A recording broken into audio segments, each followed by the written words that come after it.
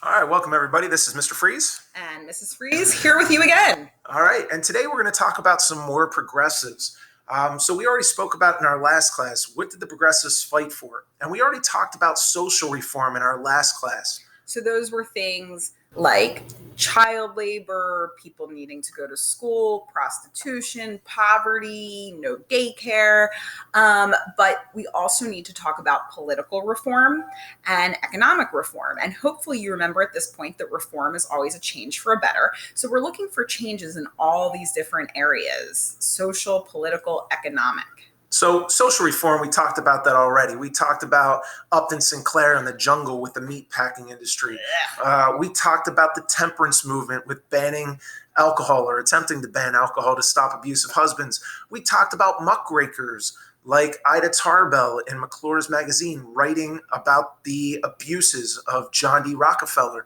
We talked about the racial issues in the United States with Ida B. Wells passing trying to get anti-lynching laws passed as well. Believe it or not, that doesn't happen for about another 120 years after that.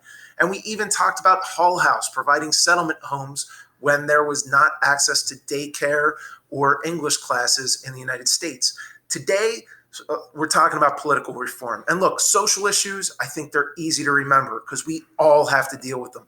Political reform, a lot of students get confused on this. So we really want to define what the actual problem is with political reform. Right. So when we think political, you want to think politics, you want to think government. So a big problem back in the time period we're looking at were these things called political machines. Don't think of an actual machine like in a factory.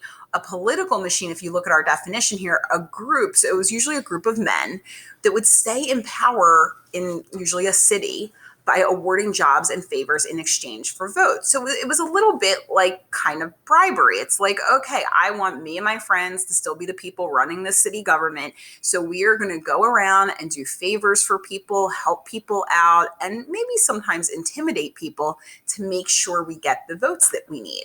So in every city, there was a political machine. And one of the most notorious was Tammany Hall in New York City. So if you look at this political cartoon here, and I know it's like a little hard to see. The guy at the head of this was William Tweed. And if you see, it's showing that he has got New York under his thumb, and the title is actually Under the Thumb. And bosses like him, they were referred to as political bosses, they really had a lot of influence over what happened in the cities that they ran. And these political machines, they were like machines. If you ever listen to sports and they're like, this guy's like a machine, you can't stop him. Well, it was very difficult to stop. The Tammany Hall political machine was in power in New York up until the 1970s. Right. So, and again, how they would do this is sometimes they would go to poor communities, help people there get jobs. If a fire came and destroyed a neighborhood, they'd help those people get back on their feet. And that seems really nice. And in some ways it is, but there was always the catch. You and all of your poor friends, remember, there were a lot of poor people, got to come and vote for me on election day. Yeah, and then they would never pass laws that would protect your house from another fire. It was all about making money. So one governor who's really known as a progressive governor is Robert La Follette. Fighting Bob. Fighting Bob, that was his nickname. And Robert La Follette was pretty much sick and tired of the big business, especially the railroads, had a lot of control in his state. In fact, he believed that the railroads had more influence in his state of Wisconsin than the actual government and the people of Wisconsin, that the people in Wisconsin were actually suffering because the railroad had so much power. So again, if you're a governor, you're the head of a state, and he's the head of this state of Wisconsin. So he's one of these governors that wants to fight against corruption, and he wants the government to make laws that actually benefit the people, not just big business, not just wealthy corporations. And again, in his particular state, the thing he was concerned about was the power of the railroad industry. And he found it a pretty tough fight because even if he could find members of the Wisconsin government that agreed with him, they were afraid to pass laws that the railroads didn't like because then the railroads could find ways to make their life difficult. And get them voted out of office as well. Right. So he said, look, we need to pass reforms. And at this point, you should know what a reform is. you should definitely know that a reform is a change for the better. And he's going to pass 3 reforms that are still around today in a lot of states to work around powerful political bosses. So the intention when you look at all 3 of these is to basically put more power in the hands of regular people. And we'll show you how each of these 3 things does that. So for example, number 1, and again, once he does this in Wisconsin, a lot of other governors will put in place things like this in their state. The first thing's called the initiative. So this was the idea that voters themselves could actually propose a law if they wrote up a petition, got enough people to sign it, that they could propose a law. They didn't have to necessarily wait for someone in the government of Wisconsin to propose a law because they felt like, well, then you could be waiting forever. So if you had an idea for a law, whether it's to end online learning and get us all back to school or whatever the petition may be, you get some signatures and then there's this law that people can vote on. And some of the most recent ones have been the legalization of marijuana, which started really at a grassroots level by getting petitions out to people to say, hey, we want to decriminalize and make marijuana usage legal in the state, whether that be medical or for recreation. And in a lot of states like Colorado, for example, that was passed through because voters started proposing the law by petition. They got enough signatures. All right. Now, the second thing was referendum. So he said, okay, voters can propose a law. That's the initiative. And then step 2 is voters can actually on election day cast ballots. So not just for governor or for president, but for specific issues. So they can cast ballots for or against proposed laws. So again, here's showing you during a midterm election, marijuana ballot initiatives. And so it gives the people a direct say. So there have been referendums on marijuana. There have been referendums in previous years on same-sex marriage. Now that is legal across the United States. But these are things, this is a way of like taking the pulse of the people in your state and seeing what they want. Okay. Arnold. And you may be wondering why we have that up on the screen. I'll explain in a second. Recall is really one of the most powerful ways that the people can exercise their power and take it away from government officials and big businesses. Basically, a citizen can remove an elected official from office by petition before the term has ended. In fact, Arnold Schwarzenegger became governor of California, and the way he did this, he basically the woman before him was viewed as such a poor. Wait, it was a woman before him? I don't think it was. I think it was a man. Let me double check. But she was viewed as such. Well, she. I'm going to double check on this and give you an update. But the governor before Arnold Schwarzenegger was actually recalled. The people of California removed the governor from office, and that allowed Arnold Schwarzenegger to step in as the governor. Right. And again, so as we were saying, all 3 of these things are to give more power to the people and to make your elected officials more accountable to you. So this was just the idea that say you elect someone for a 4-year term and after year 1, you're like, wow, this governor is horrible. Now, it's not an easy thing to do. A recall election is like, it doesn't happen often. But if the vast majority of people in your state are unsatisfied with a governor, this is how you can remove them from office before their term is actually over. Different from impeachment, okay? But again, this would take them out of office before the end of their term. And that is, again, how Arnold Schwarzenegger became governor of California. And I do have to apologize, as usual. My wife is right. And it was Gray Davis who was removed as the governor of California. Yep. Okay. All right. So hopefully you understand how those 3 things would give more power to the people, less power to political machines, less power to corrupt politicians. Another problem that we found at the time, I would say you could argue that maybe this problem has not fully gone away, is there was corruption in the U.S. Senate.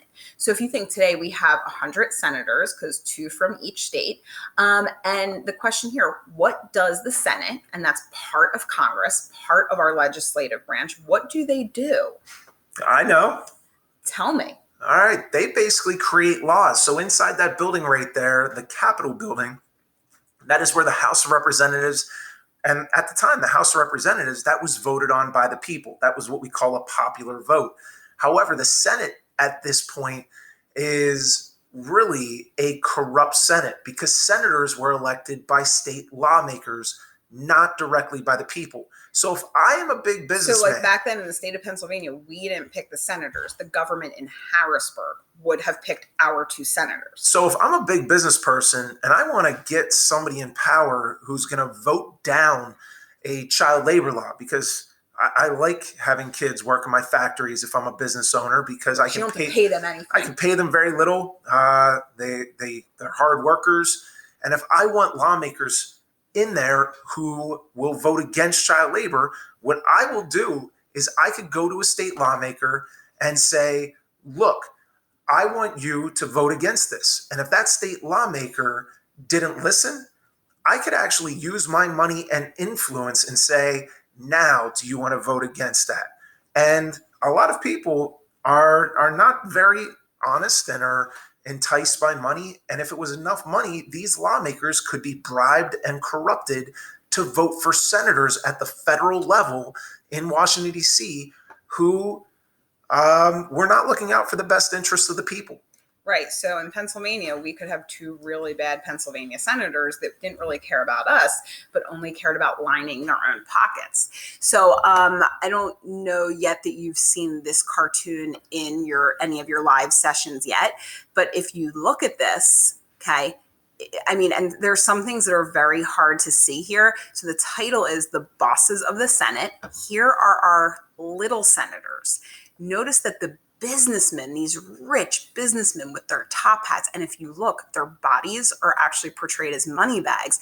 The size of them should denote that they are powerful, and the money bag should denote that they're wealthy. If you notice above here, it says entrance for monopolists. Like if you notice, the door here is wide open. They can come right in and have influence over our senators. Back here in this corner, the people's entrance, if you notice, that's closed. So like regular people like us just cannot come in. And then if you notice this sign here, this is a play on what should be a familiar phrase. This is a Senate of the monopolists, by the monopolists, and for the monopolists, not the people. So this kind of just shows you the undue amount of influence that these big business people had on our senators and our Congress. So what to do about this problem? Obviously, we should amend or change the Constitution so it leads us to the 17th Amendment. So in 1913, we change our Constitution. So 17th Amendment says that now people directly elect your senators. So in the state of Pennsylvania, it's us, not the government in Harrisburg, that picks our 2 senators. Now, if you see down here, we the people vote for our senators. Now, of course, there's a little caveat here. This picture would not quite be. And hopefully you're sitting there at home thinking, I know what's wrong with this picture. I know what is wrong with the picture, Mr. Freeze. Well, it's the 100th year anniversary of when this picture actually became a reality. Women during this time do not have the right to vote. They don't unless have you what's lived called, in like Utah or Wyoming. Yeah, or something. but it's called women's suffrage, or your right to vote. And a lot of people hear suffrage and they think, oh, that must be a horrible thing. It sounds like suffering. It's not suffering, it's suffrage, which is the right to vote. Right. So women in most states did not yet have this right. So that picture would not work. But it's right around this time that women start to really organize and decide that they need some changes. So there's a place in New York called Seneca Falls where they have the first major women's rights conference. So 1848, women across the nation come to Seneca Falls and they decide there's a whole host of things they would like to see changed, but they realize that the thing that is more important than anything else and that would lead to more change would be getting suffrage, getting the right to vote. So again, at this point, in some states, you could vote if you were a woman. In some states, you could vote in some elections, but not others. But overall, women were like, we need an amendment to the Constitution that will allow us the right to vote, no matter what state you live in. So anyway, I think this here is the funny clip. That's the clip. We recommend you guys check it out. It'll give you a chuckle. There's a reason why you should know what suffrage is, other than your voting rights too, because every once in a while, you don't want someone to make a fool of you when Yeah. you don't know what something and means. there's a couple videos here that you can check out of people who have actually gotten petitions and had women sign them to end women's suffrage, because it sounds like a bad thing, but really the reason why it's kind of comical is because these people are getting women to sign a petition to end women's right to vote. But if you don't know what these terms mean, you end up on could be YouTube tricked. looking stupid. Right. And we don't want that for any of you. So we end up finally in 1920. And if we're back in school, when we get to our 20s unit, I will show an awesome movie or parts of it called Iron Jawed Angels, which looks at this. But we finally get the 19th Amendment in 1920, which says that no one can be denied the right to vote because of their sex. So women, this was it. This was your time. And as long as you were over the age of 21, you could vote in the United States of America. You didn't have to own property. The only caveat to that is that for African Americans, even though they had the right to vote, it was still very dangerous, as we mentioned in our last unit, for an African American male to vote, and it was almost impossible to even register to vote. But if you're a man or a woman and you're white and over the age of 21, voting was now your legal right. Yeah. And in later units, we'll talk about when that changes for African Americans, and we'll talk about when the age changes too. But I think, is this the last thing? Economic reform. Economic reform. So we talked about social, we talked about government changes, now changes with business, because this was something that had to eventually be changed. We mentioned before that for a long time, our government had a very, very laissez-faire attitude toward business and just kind of let them do whatever they wanted. So eventually people are going to start to say that, all right, government, you got to do something. You need to make some rules for businesses to follow, to protect workers, to protect consumers, and to prevent things like monopoly, to allow people to have a fair chance. So one law, the Sherman Antitrust Act, passed in 1890, basically says no mergers. So like if you think back to John D. Rockefeller merging a lot of small oil companies into the Standard Oil Company, and no monopolies. They want competition. They want small businesses to be able to flourish. Now here's the thing, we passed the law, but the government didn't very often enforce it. And why is that? There's still a lot of money in politics, and there's still a lot of pressure being put on politicians by these big corporations to not pass laws. And the government still at this point, even though the Sherman Antitrust Act was passed, there's still a lot of politicians who believe the government should be laissez-faire, or hopefully you have your hands up. That's what he's doing. They again, should, guys. yeah, sorry. They should be hands off. So the law was rarely enforced, even by progressive presidents. Right. So it's one of those things that are like, oh, look, guys, we made a law that protects small businesses, but it was not very often. It lacked the enforced. teeth. Right. It did lack It'd teeth. be like having a speed limit sign, but no one to enforce it or nobody to take it seriously. So here was another problem of the time. What were to happen if someone was working in one of these unsafe factories and they got injured and they couldn't come back to work right away? Like if I was working in a meat packing plant and I lost my arm into a machine. You could either show up the next day for work or you would be fired. So if you didn't know, President Trump used to be on a reality TV show called The Apprentice, where he'd tell people you're fired. But if you were injured and unable to work, let's move forward.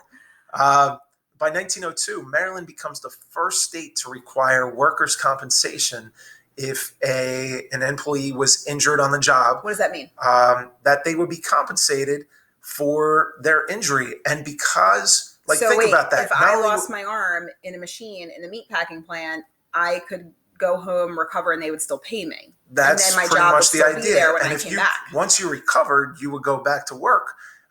But you'd be able to keep the lights on in your home, the heat on, and you'd be able to feed your family and keep a roof over their head if you were injured and unable to work. All right. So Maryland is the first to do this, but of course other states will follow suit and do similar things. And even in our job, we have workers' compensation. Like if we get injured on the job, which believe it or not, it's actually happened in schools. We've had teachers drop tables on their toes and it's broken their toes. And we've had teachers who have got concussions, or we've had a teacher who had to get surgery because a door was slammed. Dangerous job we're in. Yeah. But look, they were able to recover and then return back to work without having to be kicked out on the streets. Now, businesses also had extremely long work days and extremely poor conditions for their employees. And in one of these cases in Oregon, they were the first state to limit the work day to 10 hours. That's still a pretty long day, It but is. it's much better than 12 to 14 hours. So Oregon makes this law. They're like, we're trying to protect people, workers, especially like women and children too. And they're like, no one can make you work more than 10 hours a day. And they can't fire you if you won't work longer than that. But here's the thing. A lot of business owners are like, yo, government, back off. Like, this is a private business. I am making a private contract with my employees and I want them to work 12 hours. They've said, okay, you can't do this.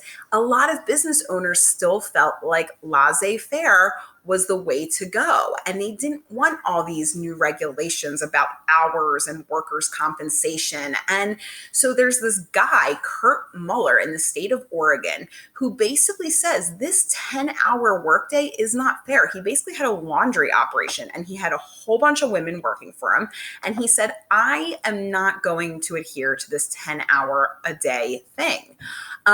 So he gets fined and then it goes to the Supreme Court, and the Supreme Court in the case Muller versus Oregon rules that yes, in fact, the states can make laws like this. So he loses his case, and the Supreme Court basically said the states can make laws like that for the welfare of the people in the state. So of course, then state governments from that point on will feel that yes, we can make laws to limit the workday.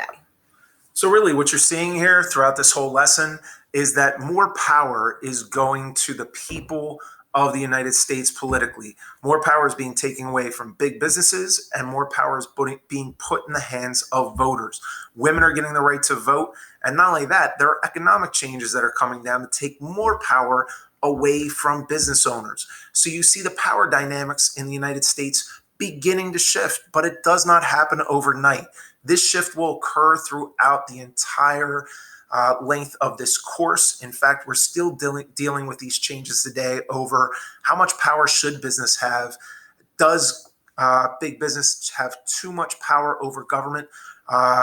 We are still having these problems still today, and these discussions over what is the role of government to make sure that people are taken care of in the United States and not big businesses. All right, guys. I think that's it. I think, what we should start doing from here on out in some of our lessons is like at some random point in the lesson, throwing in some like weird little extra credit fact just to see who's actually listening. That's a good idea. And not just who's just looking through the Google slide without our narration. Yeah. So, we'll do that in the next slide. So Stay tuned. All right. See you guys. Bye-bye.